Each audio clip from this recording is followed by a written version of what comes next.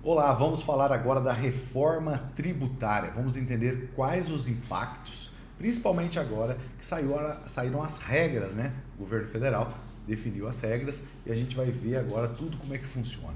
Então, eu sou Giovanni Coelho, sou especialista em price e tributação aqui da Sintax e vou explicar tudo passo a passo com você. Você está olhando aqui, isso aqui é uma apresentação, mas está no Excel, tá?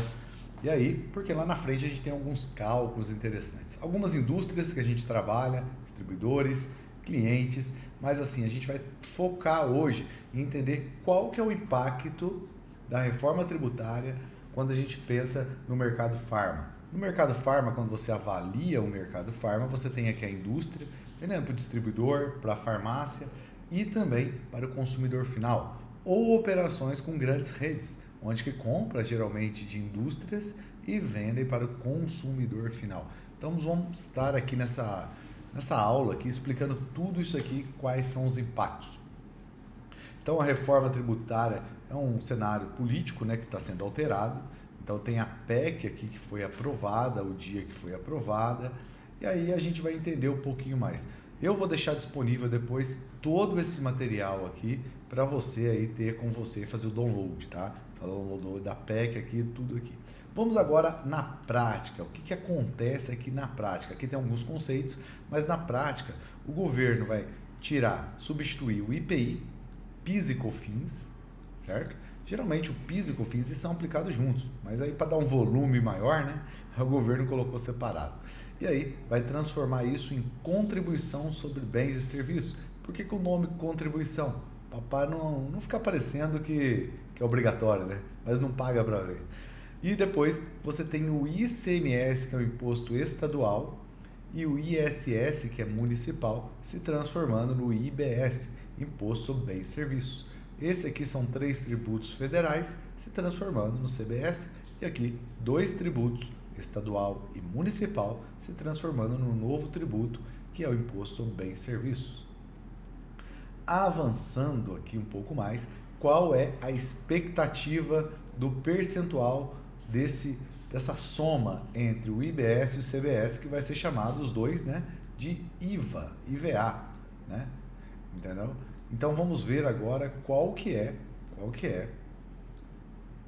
o imposto sobre valor agregado. Então vamos entender aqui primeiro, IBS e CBS. A expectativa é de 27,5%. Né? Mas ainda não está definido exatamente. Por que não está definido? Porque nem o governo mesmo sabe isso. Nem o governo sabe. Ele vai fazer um teste e baseado nesse teste ele vai aumentando o IVA e aí ele vai substituindo. Isso eu vou falar tudo aqui para você. Mas no final tem um assunto bombástico nesse vídeo aqui que você vai falar assim, tem sentido. Temos que nos preocupar com esse ponto. Então, avançando um pouco mais aqui, hoje no mundo o maior IVA que tem é o de 27, que é na Hungria, e o menor é na Andorra, né, que é 4,5. Na média está sendo 19,2. E aqui eu vou compartilhar com você tem um mapa do IVA de cada país aqui que utiliza essa metodologia. Lembrando que o IVA do Brasil está em 27,5. Mas não quer dizer que todos os tributos vão substituir. Por exemplo, imposto de renda, contribuição social, isso aí continua do mesmo jeito que está hoje. E aí o governo, vou falar um pouquinho aqui agora sobre a cesta básica. O que é a cesta básica? O governo selecionou alguns produtos e falou, esses produtos não vão ter incidência do IBS nem do CBS. Então, quais são esses produtos? Arroz, leite, manteiga, margarina, feijão, raiz e tubérculos, cocos, café, óleo de soja, farinha de mandioca e outros produtos aqui que eu não vou ler tudo aqui, o pão comum. Então, se o pão comum é isento, não tem nada, já o pão doce tem. Então é importante você entender a diferença. Então isso aqui é a cesta básica. E antes de passar agora para a cesta básica, que tem uma redução parcial, isso aqui é redução total, né? Zero. Vou tomar um cafezinho aqui. Então vamos lá. Cesta básica nacional com redução de 60%. O que é redução de 60%? Vamos pegar aqui um exemplo. Vamos pensar que que vá para 27,5%. 27,5%. Então você vai ter uma redução 27,5%. Você tem uma redução aí de 60% menos. Então a carga desses produtos seriam de 11%. Ou seja, não é uma redução total, mas já é uma redução. Aí você tem carne bovina, suína, produtos aqui de origem animal, tem vários detalhes aqui. E esse material, mel, tapioca, sal iodado, sucos naturais, então são produtos que eu vou deixar disponível aqui para você, que essa apresentação toda você pode ver com muito mais detalhes depois. O governo também inventou agora o cashback do imposto. O que é o cashback do imposto? É o seguinte, dependendo da pessoa que for lá comprar, ela apresenta o CPF, o sistema vai cruzar com a Receita e o cadastro único, né? E aí depois ele vai definir se vai ter uma devolução ou não vai ter a devolução do dinheiro. Olha que loucura. Então, por exemplo, dependendo da pessoa que for comprar, dependendo do nível de pobreza que ela estiver, o governo vai definir as regras e dependendo dessas regras, olha só, eu vou devolver o dinheiro ou não, vai fazer um desembolso, é um dinheiro que cai na conta da pessoa. Ok? Vamos lá. Reforma tributária prevê cashback? Será que a reforma tributária prevê o cashback? Reforma tributária prevê o cashback, mas quantos por cento que volta? Por exemplo, se você for comprar um gás de cozinha, você vai ter 100% do CBS e 20% do IBS. Lembrando que o IBS provavelmente é maior que o CBS, tá? Então, em termos percentuais. Mas é essa que é a divisão. Se você comprar energia elétrica, água, esgoto, então vai ter essa divisão. E depois os outros produtos que ele vai definir que vai ter o cashback, esses produtos aqui que vão ter cashback, vai voltar 20% aqui, ó, 20% somente do CBS. Pronto. Outros pontos aqui. O governo também definiu uma base de medicamentos que vão ser 100% isento de IBS e CBS. Então, ele divulgou uma base em PDF para facilitar a nossa vida, né? Claro, transformou em Excel e nessa base a gente cruzou com a CEMED e a gente descobriu que essa base aqui vai para 4.995 medicamentos, que é o anexo 15. O que acontece? O princípio ativo, quando você pega, por exemplo, o nimesulida, né? Não estou dizendo que é o nimesulida. Então, o nimesulida é um princípio ativo, mas ele está em vários medicamentos. Então, o que acontece? Se o governo divulgou esse princípio ativo, então todos esses medicamentos, eles terão a isenção. Só que existe um ponto interessante, essa aqui é a interpretação que a gente está tendo, porque o governo não especificou, ele só colocou a base ali, ele deveria ser mais específico para não gerar confusão, mas às vezes na pressa não é específico. Outro ponto, o governo também tem vários produtos que tem o PIS e COFINS, né? Por exemplo, PIS e COFINS isento, que é da lista positiva. Então, não pagamos hoje PIS e COFINS. E tem produtos também que está no convênio 140, 162, 132, que são produtos que também têm a desoneração ou a isenção de CMS, que é do 87 para órgão público. Então, tem vários medicamentos que não se paga hoje o ICMS também. Então, o que acontece? Se o governo está dando uma isenção, a gente vai fazer uma análise aqui, você vai ver que muitas vezes essa isenção não está acontecendo, tá? Não está mudando nada, está mantendo alguma isenção. Depois eu vou compartilhar, tem algum lugar aqui que tem um grupo no WhatsApp da Sintaxe. Nesse grupo do WhatsApp, a gente vai compartilhar esse material aqui dos medicamentos isentos por EAN. Então a gente está finalizando o cruzamento com a CEMED e vamos disponibilizar para vocês. Depois temos os medicamentos com 60% de redução, tá? Ou seja, o governo aplicou aqui 855 princípios ativos, só que a gente catalogou até agora 12.158. Tá? Lembrando, gente, que isso aqui a gente pegou direto na CEMED, que são todos os medicamentos lá. Mas lembrando que nem todos os medicamentos estão sendo comercializados. Até porque quando você pega a BC Farm e Guia da Farmácia, tem apenas por volta de 16 mil medicamentos enquanto na CEMED tem lá por volta de 29 mil medicamentos publicados. Tá? Mas a gente vai estar fazendo isso e você vai estar podendo pegar o produto por EAN e você vai entender quais são os produtos que vão ter a isenção. Então vai ficar tudo mais fácil. Quem sabe no futuro, né, o governo disponibiliza essa base sempre atualizada por EAN, baseado na CEMED. Ficaria muito mais fácil ele colocar uma coluna lá, anexo 6 e anexo 15. Pronto, acabou o problema. Sabemos quais produtos da CEMED são isentos ou têm isenção parcial de 60%. Tudo ia ser melhor, mais simples.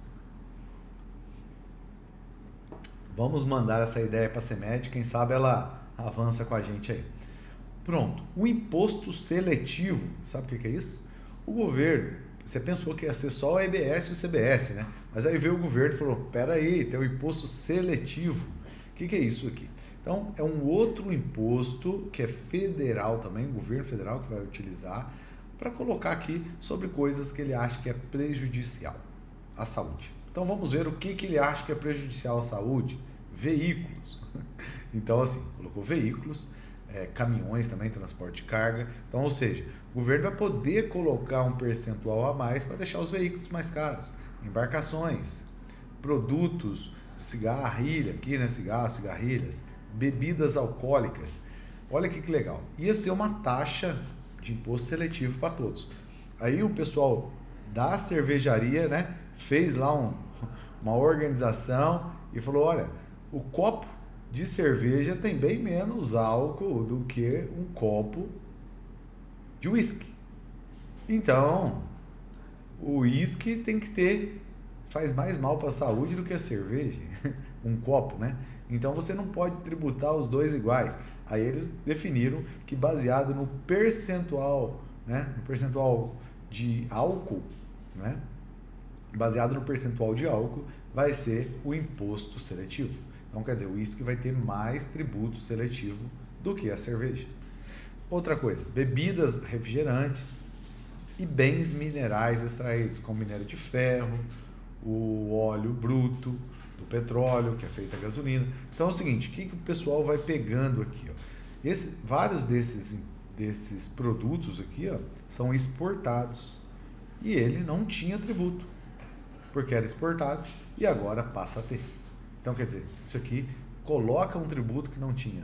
Mas isso aqui pode dar um pouco de confusão ainda, mas vamos aguardar para ver como que vai ser esse imposto seletivo, se ele vai ser aprovado ou não.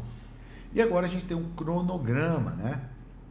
Depois da aprovação, aí depois da aprovação veio o quê? Aí vem em 2024 aqui, a aprovação das leis complementares do IBS, criação do Conselho, né, Federativo do IBS, Fundo do Desenvolvimento, criação de um Fundo de Desenvolvimento para quem vai perder o benefício fiscal, ressarcimento de saldo credores acumulado de ICMS, vai criar essa regra aqui, o imposto seletivo e o desenvolvimento do sistema de cobrança, que o governo não tem um sistema ainda para essa nova metodologia. Então, esses 2 anos serão dedicados a isso. Só que ainda não foram aprovadas as regras. Depois vem 2026. 2026 eles colocam 1% a mais de imposto e não reduz nada, tá? Põe 0,9 de IBS e mais 0,1 de... 0,9 de CBS e 0,1 de IBS. Ou seja, o governo adiciona 1% sobre tudo o que circula no Brasil e não reduz nada. Pronto. Próximo passo. O governo agora em 2027 começa a cobrança e a extinção do PIS/COFINS. Ele quer reduzir a zero também o PIS/COFINS e depois reduzir aqui, ó, a zero o IPI. E depois a aplicação do imposto seletivo também começa em 2017. Então aqui você tem a transição dos impostos federais para os impostos IBS, novo, CBS, né, da reforma dos federais. Então você está tirando o PIS e COFINS, que eu penso que é um só, praticamente é tudo junto, o IPI, não é isso? Pelo quê? Pelo CBS e imposto seletivo. Então 2 virou 2, tá bom. Agora, vamos lá. Depois em 2029 a 2032, aí vem a mudança do ICMS e do ISS para o IBS. que vai ser por partes, ó, 10%, depois 20%. Você vai aumentando a participação do IBS, tá? E vai diminuindo a outra. Então, lá em 2033 acaba tudo. Então você vai ter uma transição, e nessa transição, o que você vai ter? Olha aqui, você vai ter uma transição onde você vai ter o aumento dos novos tributos e a redução. Mas pensa comigo, nesses períodos aqui, ó, você vai ter que lidar com todos esses tributos. Então vai ser um momento de complicação. Por isso que eu indico para vocês 2 livros, tá? Se você trabalha com medicamentos, eu indico esse aqui. Se você trabalha com produtos liberados, eu indico esse aqui.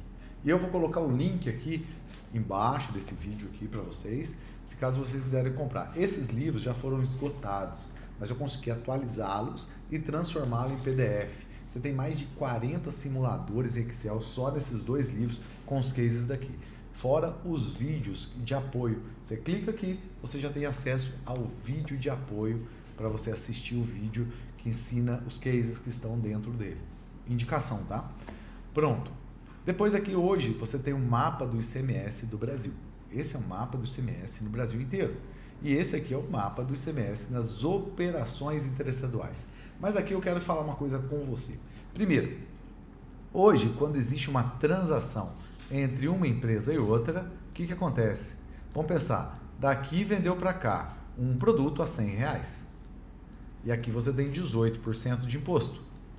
Na hora que você tem 18% de imposto, então gera-se para essa empresa aqui um débito de R$18. Ela deve para o governo.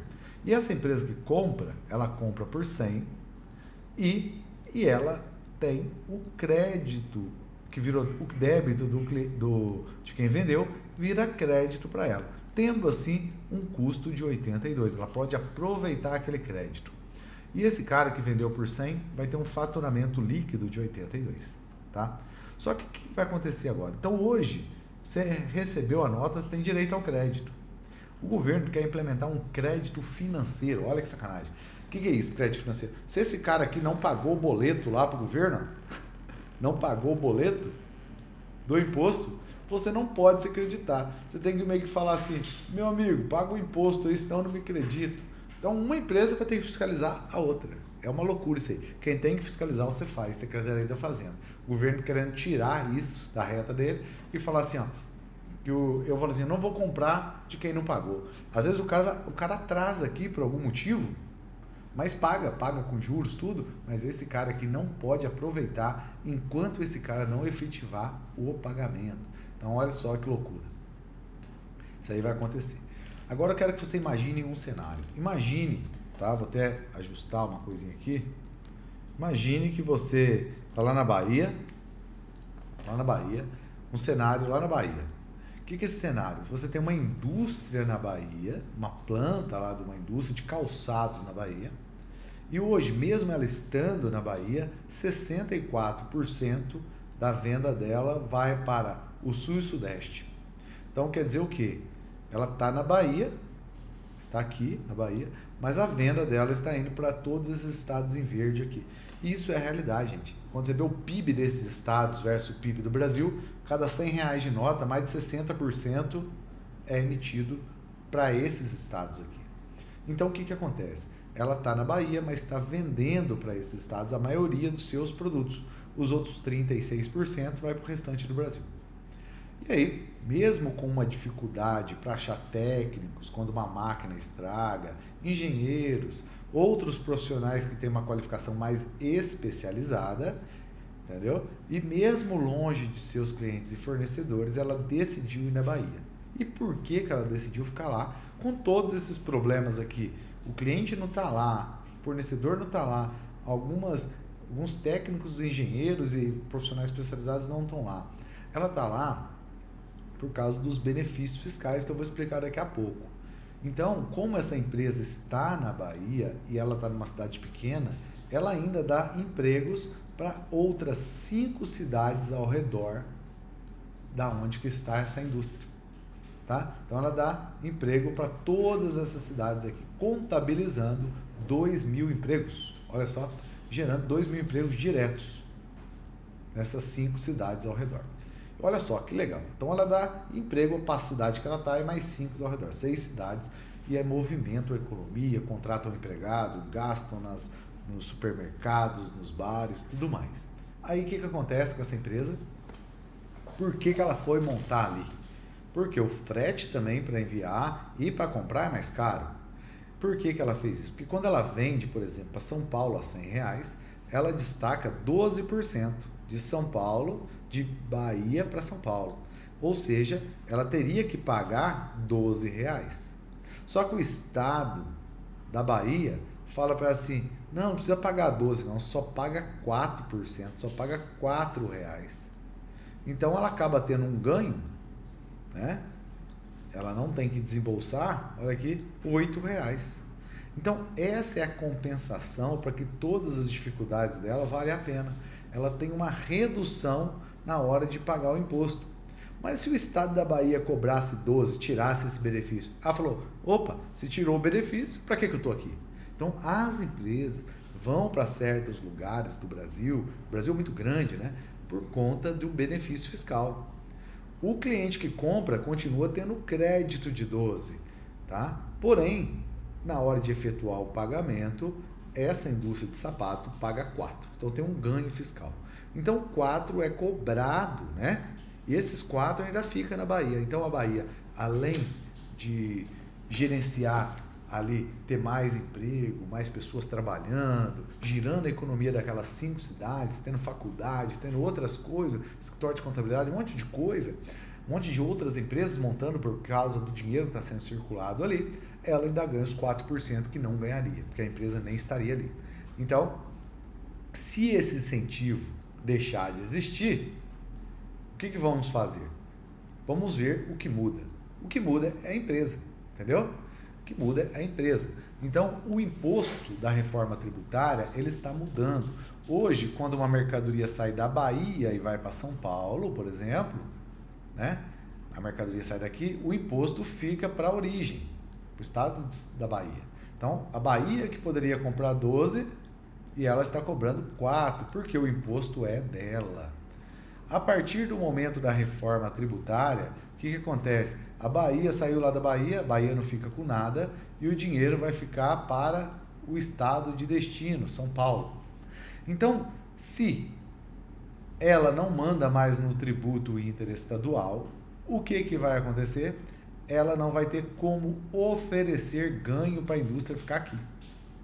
Se a indústria não tem ganho ficar aqui e o frete é muito longe, é mais caro, mão de obra especializada, peças, fornecedor e os clientes estão em São Paulo, então o que vai acontecer? Você vai ver no Brasil uma demanda de empresas saindo de lugares que tinham benefícios fiscais, tá? Para esses principais centros aqui. Então, quando isso vai virar um colapso na economia, isso aí não tem dúvida, é matemática, tá, gente? Se a empresa perdeu o benefício, e aí essas empresas aqui perdendo benefício, elas começam a vir para os lugares mais quentes do dinheiro, tá? Onde que o dinheiro está circulando mais. Então, elas começam a migrar para cá. Com isso, você vai ter um excesso de mão de obra disponível nos estados em desenvolvimento, que é o preto aqui, e falta de mão de obra aqui. E aí você vai ter, muito provavelmente, além das indústrias vindo para cá, você vai ter mão de obra, superlotação nessas cidades. Tá? Por quê? É um movimento natural. Aonde que está o dinheiro e o dinheiro vai ficar lá. As empresas estão aqui porque estou aqui, tá difícil, tá? Mas na hora que eu mando, eu recupero, eu tenho um ganho por estar lá. Acabou o ganho, acabou a vantagem de estar longe, acabou a vantagem de você montar empresas longe, tá bom? Então, isso que o governo quer fazer. Só que o governo quer recompensar essa perca dos regimes especiais, né? O Brasil é muito grande, gente. Não dá para a pessoa montar um lugar longe se ela não tiver nenhum benefício, né? Você vai montar uma casa longe de tudo. Se você não tiver nenhum benefício, você não vai querer, você vai querer ir na padaria, não tem jeito, no açougue, no médico. Então, quer montar uma casa onde você tem acesso às coisas. Então, o governo está montando essa metodologia e essa metodologia que pode gerar o colapso no Brasil. Então, Isso aqui que eu estou mais preocupado com isso. O governo quer criar um fundo, mas esse fundo, o que vai acontecer com esse fundo? Ele vai dar esse fundo para os governadores dividir, ou seja, dar esmola para as pessoas, sendo que as pessoas já estavam trabalhando, ganhando seu dinheiro com dignidade, e agora elas têm que depender do governo para dar uma verba para ela porque ela está desempregada. Então, isso aqui é um ponto a se pensar, tá? Então, o governo, ninguém está falando sobre isso. Não é que eu sou pessimista, eu sou matemático. Eu monto os métodos matemáticos e aí eu explico tudo aqui para você. Então, você vai ganhar todas essas apresentações aqui, toda a apresentação completa aqui. Eu te indico também, ó, uma coisa que eu indico para você, eu vou entrar aqui no site da Sintaxe, e no site da Sintaxe você vai criar aqui, ó, em e-book. Eu te indico comprar esses livros aqui, adquirir esses livros, mais de 40 simuladores, mais de 47 vídeos. O primeiro 47, o segundo 47, comprando os dois, você paga apenas 57, tá? Então fica a minha dica aí para você, espero que você goste do conteúdo e compartilhe aí com o pessoal. Um grande abraço e até o próximo vídeo. Sucesso aí, pessoal. Tchau, tchau.